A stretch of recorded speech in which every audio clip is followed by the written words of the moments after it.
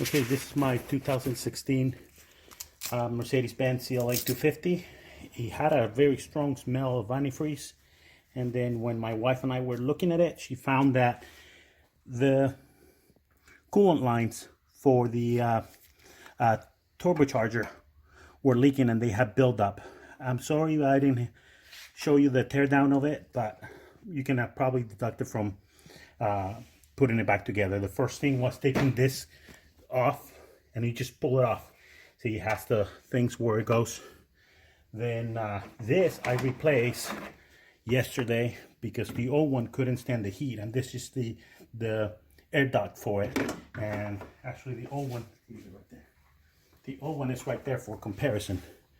So you see how damaged it is. I guess this is what happens when you live in Arizona. And Mercedes-Benz was not made for cold weather, but this one is really easy to replace. Point it over here. This goes in right here, and the tabs go in, and then this other tab, put it over there. This other tab goes, you just push it in. To remove the old one, you see right here, to remove the old one, you just have to press right there, and that helps you pull it up. And these over here, they just go into little clips, those type of clips, and that's it. Now the reverse of putting it together, I went to Mercedes-Benz. I would, just with anything like this, I wouldn't recommend you get them online from like aftermarket parts. You don't want to be redoing this or your car like overheating during a long trip. The O-rings were $6 each at Mercedes-Benz in Arrowhead, and this was $119. The air duct, and it comes as one piece, so it's not just this or this part or this part, it's the entire piece all together.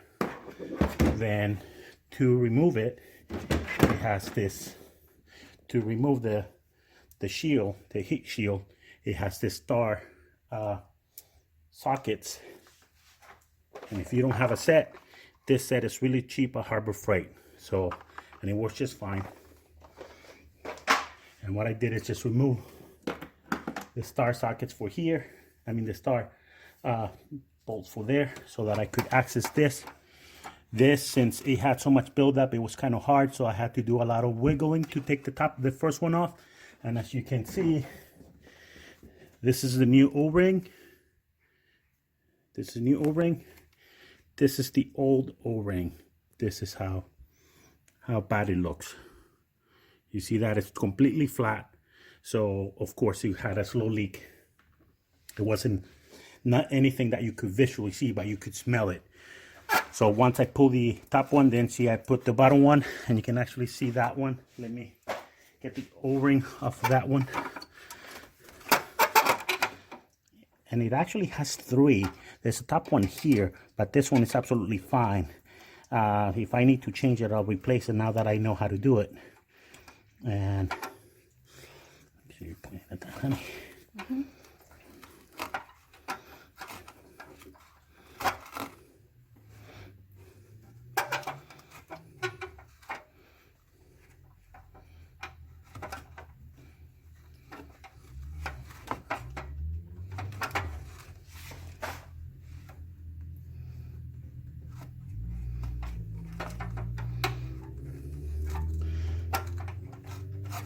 Okay, fell to the bottom, but that's okay.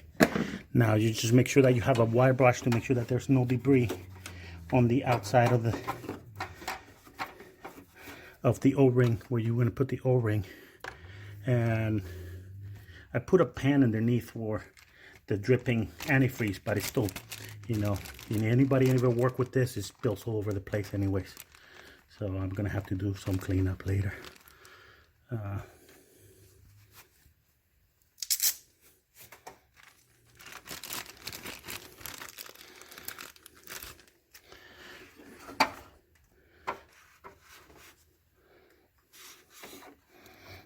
And again,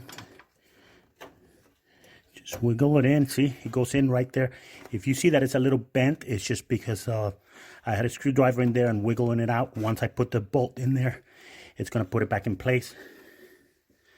And then let's clean this one.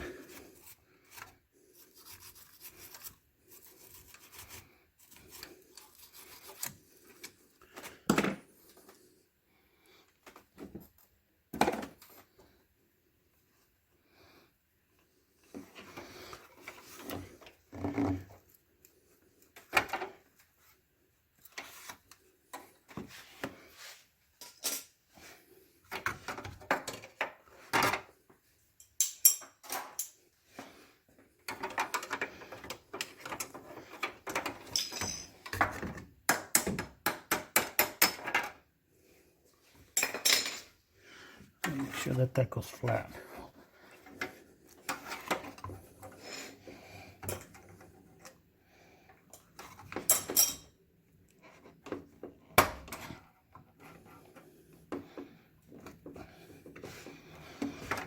There it goes.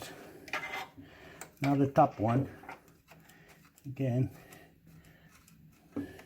just wiggle it in, because remember, if you just push it in, then it's going to make the O-ring come over the rib, and then it would ruin your O-ring. So just wiggle it in.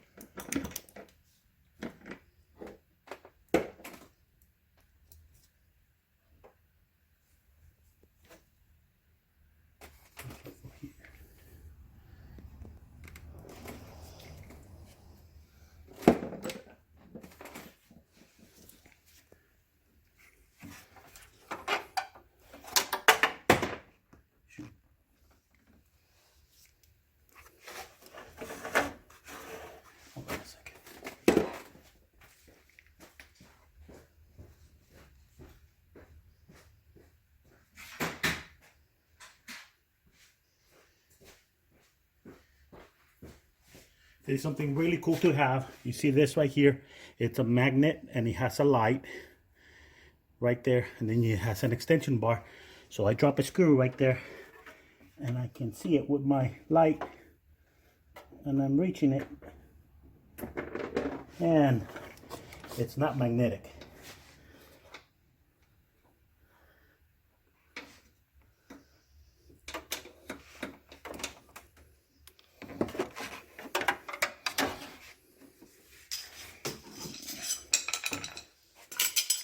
Right, stop it. Putting it back together, I just grabbed the screw that fell in the pan in the bottom. So one goes here.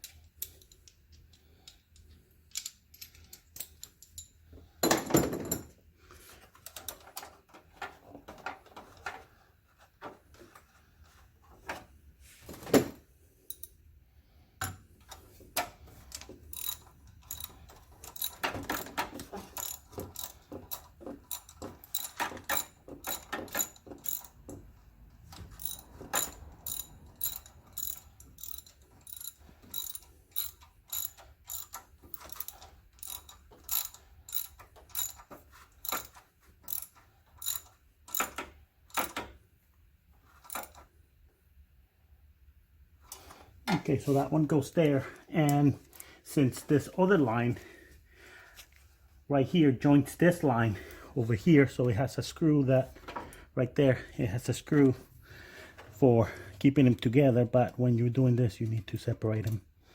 So I'll just put the screw back on there.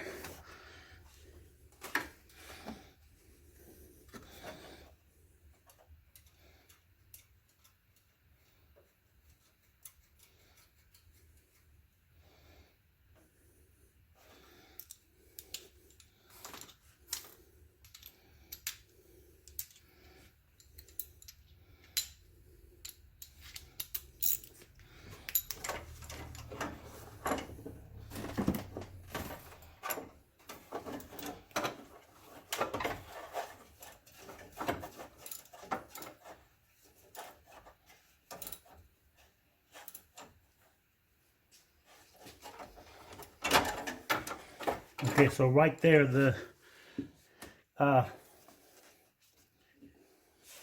coolant lines are already hooked up.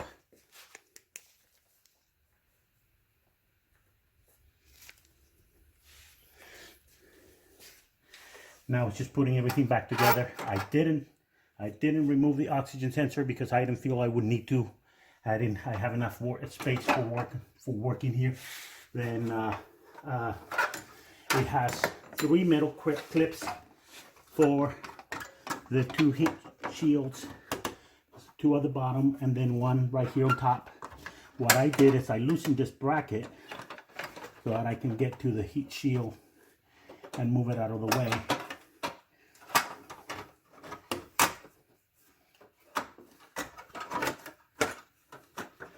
Now set it there first, and then go with the bottom.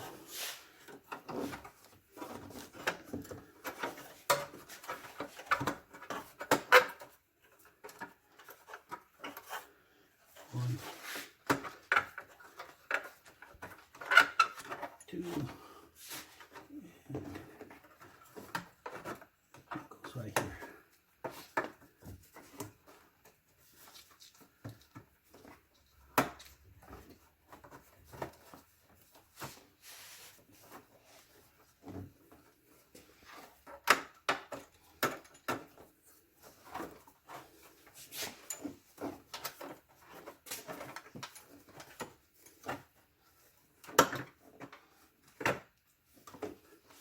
There, so as you can see, I got one clip here, the other clip down here, and the other clip here. Now this will align right there for the next two bolts, screws.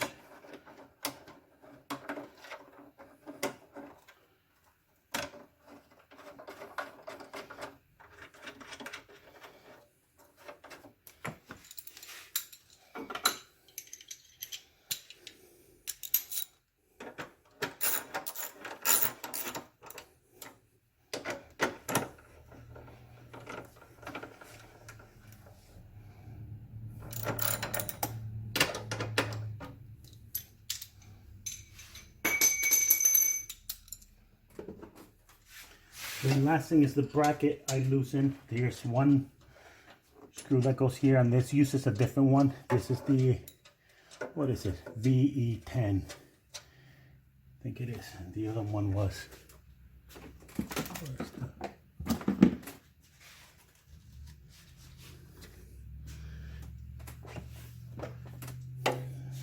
oh, this is a smaller one than the bigger one. For that one is 12. The one for all the other screws, bolts, it's 10. This one is 12 for this star. And just go right there. And the one in the back that I loosen as well.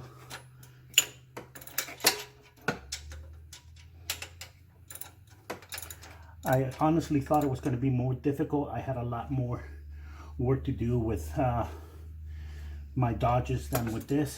It's just kind of like the not being familiar with European cars. I used to have a Saab.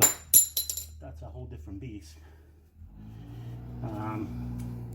Also, I noticed, I've seen videos on YouTube for this car's not having dipstick, and it does. It's right here for the transmission, and you just have to buy the tool. I can't remember the number of the tool, but it's a tool for checking it at temperature, which is 80 degrees Fahrenheit, not Fahrenheit, centigrades, and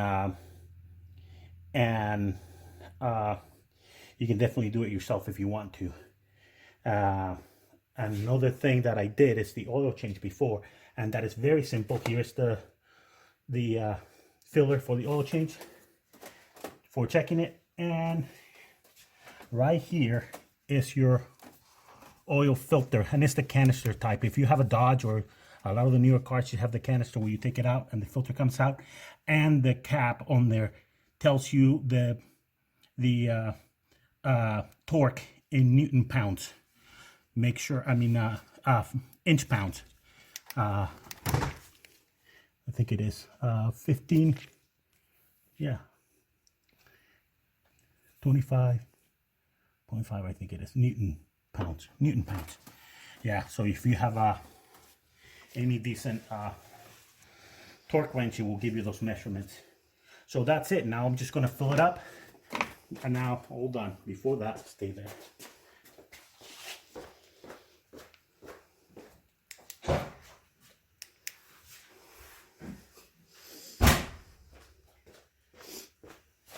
This is the antifreeze that you have to use for Mercedes-Benz, and it's specific for this type of car, and it tells you right there, Mercedes-Benz 2014 and up.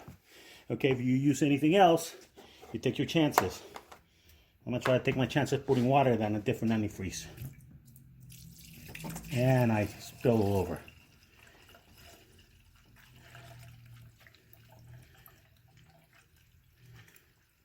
Now the car's gonna stink like antifreeze when I start it.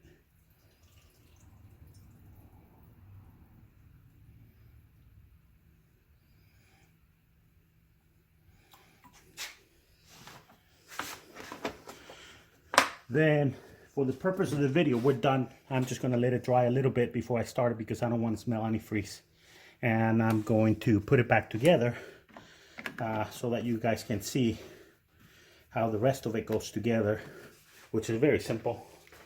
It's basically, now that this is on, I make sure that I dry as much as I can from the metal, because that's where the burn antifreeze smell is going to come from.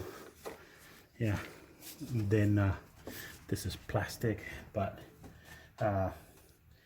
the intake hose for the air, like I told you, it goes right here. There's two clips. These two clips will go in first.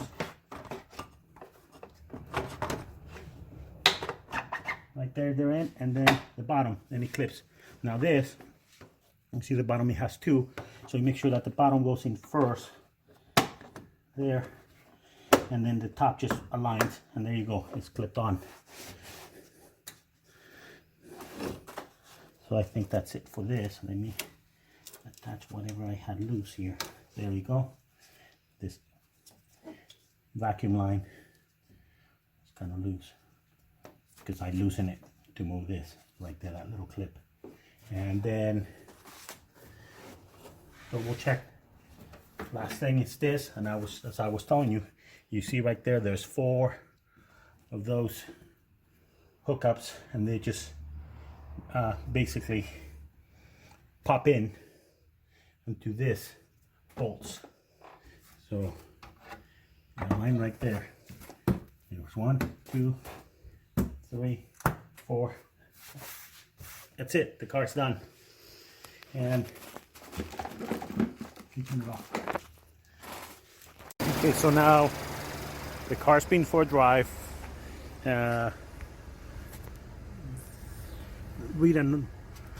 Reach a normal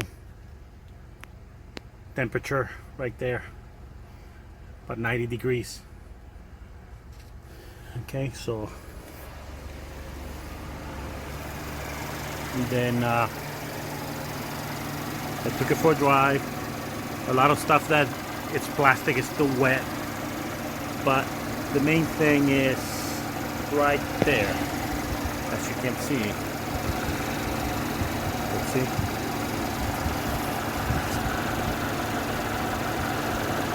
That.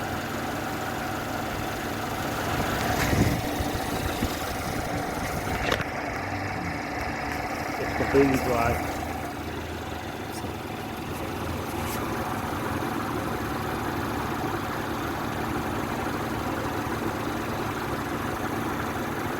There you go, it's completely dry.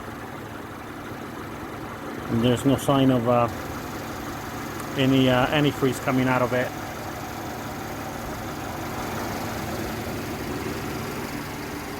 So that's it for my car.